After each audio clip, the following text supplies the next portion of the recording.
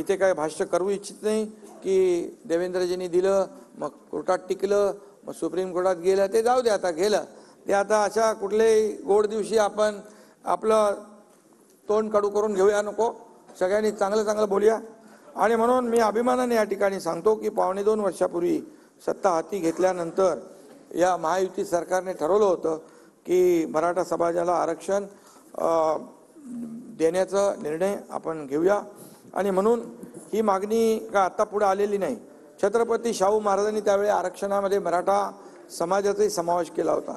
40-45 वर्षापासून मराठा बांधव आरक्षणासाठी लढा देतोय. आणि म्हणून आज यांची मी आठवण करेन, स्वर्गीय अण्णासाहेब पाटील यांनी दिलेलं बलिदान देखील आहे, ते बलिदान देखील त्याचाही विचार या ठिकाणी केलेला आहे. आणि आमच्या सरकारने त्यांचं बलिदान देखील व्यर्थ जाऊ नये ही भावना देखील आहे. आणि म्हणून काही वर्षापूर्वी खूप मोठे मोर्चेही झाले, 56 आपल्याच काळामध्ये, तेव्हा 56 क्रांती मोर्चे राज्यामध्ये निघाले. आम्ही सगळे त्याचे साक्षीदार, आपणही साक्षीदार होतात. आणि त्यामध्ये गेल्या सरकारमध्ये तर छत्रपती संभाजीराजे यांनी देखील आझाद मैदानावर आमरण उपोषण केलं होतं. त्यांच्याशी देखील चर्चा करून मराठा आरक्षणासाठी जे जे काही करता येईल, म्हणजे आरक्षण देण्यापूर्वी जे काय करता येईल त्यांना ओबीसी प्रमाणे सवलती देणं, मुलांना शिक्षणामध्ये सवलती देणं, नोकऱ्यांमध्ये जे काय आपण सारथी अण्णासाहेब पाटील आर्थिक विकास महामंडळ त्याच्यातून आपण मदत करणं, हे आपण त्याप्रमाणे करत होतो. आणि काही निर्णय घेतले पण आपण. त्यांनी देखील त्यावेळेस म्हटलं होतं की सर्वात आधी मराठा समाज हा सामाजिक आणि शैक्षणिक मागास कसा आहे हे सिद्ध करावं लागेल. कोर्टाने त्यांना मागास नाही फॉरवर्ड म्हटलं होतं. आणि म्हणून पूर्णपणे या सगळ्या बाबींचा विचार करून या ठिकाणी आम्ही काम केलंय. आणि म्हणून सप्टेंबर 2022 मध्ये चंद्रकांत दादा यांच्यावर उपसमितीची जबाबदारी आपण दिली. आणि त्यांनी देखील ऑगस्ट 22 मध्ये अधिसंख्य पदांची निर्मिती आपण केली. आणि 21 सप्टेंबर 2022 रोजी शासन निर्णय करून त्यामध्ये देखील त्याची अंमलबजावणी केली. त्यावेळी देखील ते सोपं नव्हतं. जवळपास 5,000 लोक, 5,000 तरुण ज्यांचं सिलेक्शन झालं होतं परंतु त्यांना अपॉइंटमेंट मिळाली नव्हती, ते देखील आपल्या सरकारने त्यांना अपॉइंटमेंट दिली.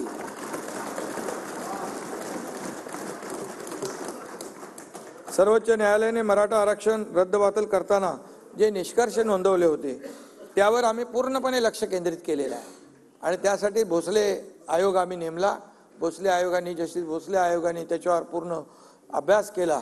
आणि ज्या काही त्रुटी आहेत त्या पूर्णपणे, त्याच्यात ज्या काही ऑब्झर्वेशन नोंदलेल्या आहेत त्या सगळ्याची पूर्ण बारीक सारीक माहिती आपण घेतली. आणि त्यामुळे राज्य मागासवर्ग आयोगाचे गठन करून मराठा समाजाचे मागासलेपण सिद्ध करण्यासाठी फेर सर्वेक्षण करून एम्पिरिकल डेटा संकलित करण्याचा निर्णय आपण घेतला. खरं तर हे सगळं आता कोणी करायला पाहिजे होतं, काय कोणी केलं नाही याच्यात मी जात नाही, कारण आज आपला आचारसंहिता आपण घालून घेतली आहे. पत्राचं आहे ना, ते चालू आहे ना, पत्राचं उत्तर आहे. आणि म्हणून ते चालू आहे ना, तुम्हाला देतो. आणि म्हणून यामध्ये सर्वोच्च न्यायालयात क्युरेटिव्ह पिटिशन वर देखील सुनावणी झाली. त्यात देखील राज्य सरकारच्या बाजूने भक्कमपणे बाजू मांडण्यात येईल. त्यामध्ये देखील आता आज आपण हे देतोच आहे. त्यामुळे मराठा आरक्षणाच्या बाजूने युक्तिवाद करण्यासाठी राज्य सरकारच्या वतीने सिनियर काउन्सिलची देखील आपण फौज उभी केलेली आहे. त्यामध्ये ज्येष्ठ विधिज्ञ नाना हरीश साळवे साहेब, मुकुल रोदगी आणि तुषार मेहता आपले सॉलिसिटर जनरल, आणि असे आत्माराम नाडकर्णी, पटवालिया, विजयसिंग थोरात, साखरे, शेखर जगताप, वैभव सुखदरे, अक्षय शिंदे आदी सांगतो म्हणजे तुम्हाला लक्षात असेल. आणि या लोकांनी अगोदरच्या सरकारमध्ये पण काम केलं, असं आपण काही त्यांना हे डावललं नाही. उच्च न्यायालयात मराठा आरक्षणाची बाजू सक्षमपणे मांडणाऱ्या विधिज्ञांचीही या कामी मदत घेतली जाते आहे. ते पण आपले मदत करतात. टास्क फोर्स देखील स्थापन केला आहे. उच्च न्यायालयाने सर्वोच्च न्यायालय आणि इतर न्यायालयीन पातळीवरही मराठा समाजाचे आरक्षण कसं टिकून राहील याबाबत शासन आणि आयोगात समन्वय राखण्यासाठी निवृत्त न्यायाधीश दिलीप भोसले यांच्या अध्यक्षतेखाली समिती नेमली आहे. या समितीमध्ये निवृत्त न्यायाधीश मारुती गायकवाड, न्यायमूर्ती संदीप शिंदे यांचे सल्लागार म्हणून नियुक्ती केली आणि त्यांच्याशी देखील सातत्याने संवाद या ठिकाणी सुरू आहे. मराठा समाजाच्या आरक्षणाच्या मागणीवर चर्चा करण्यासाठी तसेच मराठा आरक्षण व सुविधा मंत्रिमंडळ उपसमिती मुख्य सचिव तसेच मान्य मुख्य न्यायमूर्ती श्री दिलीप भोसले यांच्या अध्यक्षतेखाली सल्लागार मंडळाच्या एकूण 50 बैठका झाल्या आणि दरम्यान मराठा समाजाचे सामाजिक व शैक्षणिक मागासलेपण तपासणी करण्यासाठी 13 नोव्हेंबर 2023 रोजी राज्य मागासवर्ग आयोगाला टर्म्स ऑफ रेफरन्स निश्चित करून देण्यात आले। राज्य मागासवर्ग आयोगास तातडीने 367 कोटी रुपये उपलब्ध करून देण्यात आले। आयोगाच्या पुण्यातील कार्यालयाला देखील वाढीव जागा पाहिजे होती, ती दिली। आवश्यक ती सगळी साधन सामग्री संसाधनं त्याला उपलब्ध करून दिली।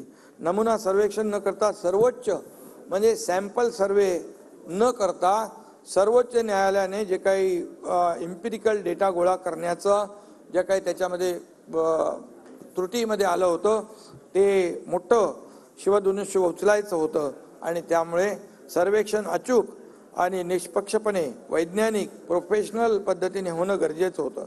त्यासाठी Gokhale institute of politics and economics Pune IIPS यासारख्या नामांकित संस्थांची मदत देखील घेण्यात आली।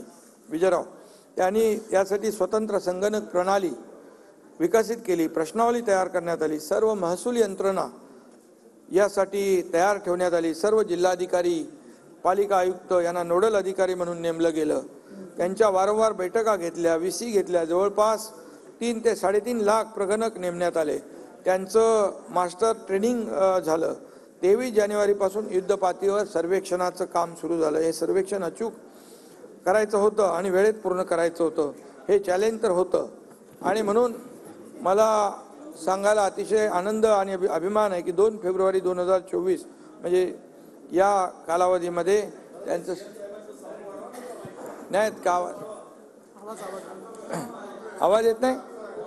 ए कोण बसलंय बाबा तिकडे?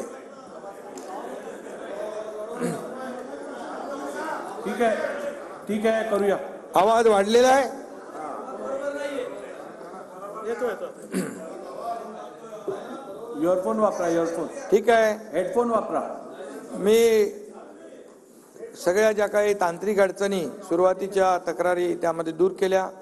या सभागृहाच्या माध्यमातून राज्य मागासवर्ग आयोगाचे अध्यक्ष निवृत्त न्यायमूर्ती सुनील सुकरे साहेब, मागासवर्ग आयोगाचे सर्व सदस्य, गोखले इन्स्टिट्यूट आणि ज्यांनी हा गोवर्धन पर्वत उचलला ते सर्व प्रगणक, महसूल यंत्रणा, अगदी थेट सरपंच तलाठी यांच्यापर्यंत सर्वांचेच मी मनापासून आभार मानतो, त्यांना मनापासून धन्यवाद देखील देतो। हे काम निश्चितच जबाबदारीचं आणि आव्हानात्मक होतं। एखाद्या समाजाला न्याय देण्याचं काम 16 फेब्रुवारी रोजी माननीय सुनील सुकरे साहेबांनी हा अहवाल वर्षा येथे आम्हाला सुपूर्द केला।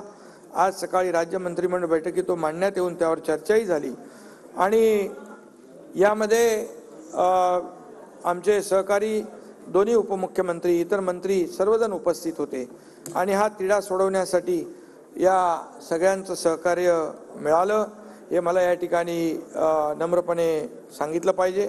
सुप्रीम कोर्टाने आरक्षण रद्द करताना ज्या त्रुटी निदर्शनात आणून दिल्या त्या दूर करण्याच्या प्रयत्नावर यामध्ये भर दिलेला आहे।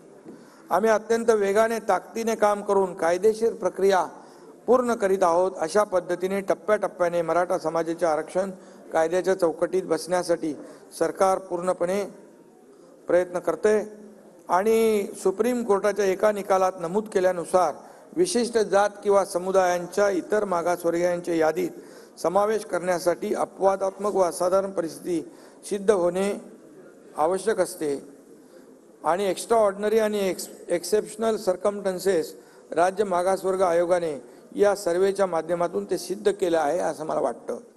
मराठा समाजाला टिकणारं आणि कायद्याच्या चौकटीत बसणारं आरक्षण मिळवून देण्यासाठी शासनाने मोठं पाऊल उचललं आहे। आता ते टिकून राहावं म्हणून राज्य सरकार आपली सर्व ताकद पणाला लावणार आहे, आपल्याला विरोधी पक्षाला सोबत घेऊन। आणि म्हणून माझं एकच म्हणणं आहे, आपल्या शांतताप्रिय महाराष्ट्रात कोणत्याही निमित्ताने समाजात वितुष्ट येता कामा नये। चर्चेतून योग्य तो मार्ग निघाला पाहिजे अशा प्रकारचं मी आवाहन आपल्या सगळ्यांना करतो आणि या राज्यातील सर्व समाज बांधव यांना देखील मी करतो। प्रत्येक समाज घटकाला त्या राज्याच्या प्रगतीत त्याचा योग्य वाटा मिळाला पाहिजे अशी आपल्या सरकारची धारणा आहे आणि यामध्ये कुणबी दाखल्यांच्या संदर्भात देखील आपण मुद्दा उपस्थित केला. त्यामध्ये जस्टिस शिंदे यांच्या अध्यक्षतेखाली आम्ही समिती नेमली. त्याचं काम सुरू आहे. मराठवाड्यातील मराठा कुणबी मराठा जात प्रमाणपत्र देण्याची कार्यपद्धती देखील निश्चित केलेली आहे आणि ते आणखी काही पुरावे आहेत. त्याच्यात मी डिटेलमध्ये आता जात नाही. त्याच्यामध्ये ते दिले ना आपण. आणि यामध्ये आपल्याला हो सगळे वेबसाईटला टाकलेत नावं आणि त्यामध्ये